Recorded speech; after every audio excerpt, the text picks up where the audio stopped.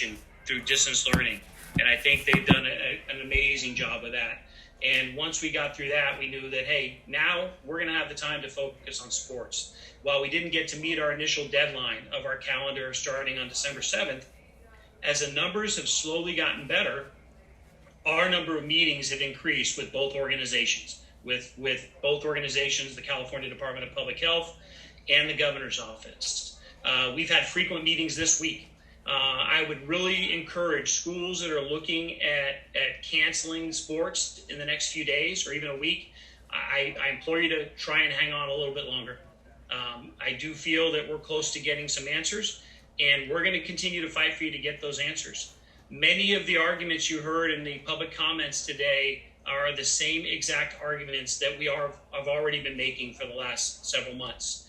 But I also think that we need to make it clear, that our sections and our office, we are mandated to comply. The CIF is organized under the Department of Education, and we're authorized to operate by the state legislature.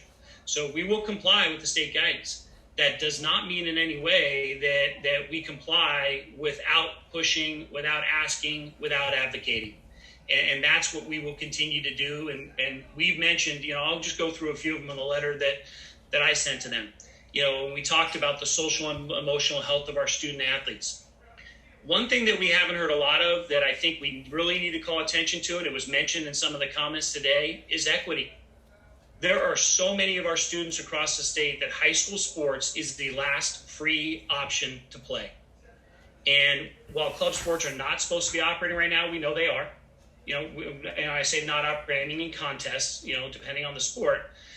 And a lot of our students can't afford to do that.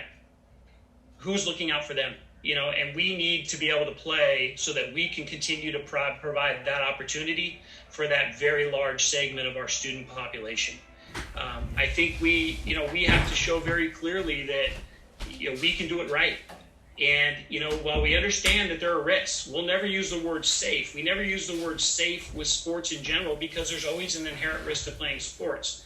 But we believe our schools are uniquely qualified to do it as safely as possible, and we want our students playing with us. I'll close with this, and I want to, I want to make it clear that I'm speaking to you as the executive director of the CIF today, and I want to thank all of our sections and our commissioners and their staffs because they get the bulk of the calls. I mean, you heard a sampling of what today held, but they get more than we do because they're dealing more direct with the schools. And I appreciate everything that they're doing to work with us. Same with our executive committee and all of you. But I also speak to you as a parent.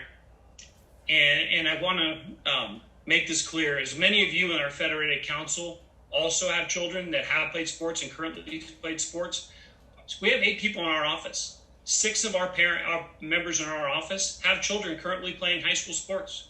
3 of us have seniors. They are also missing high school sports. I specifically have 2 children. I have a senior daughter who plays water polo and swims, and she's missing both. So we know exactly where you're coming from as parents. We know exactly how you feel.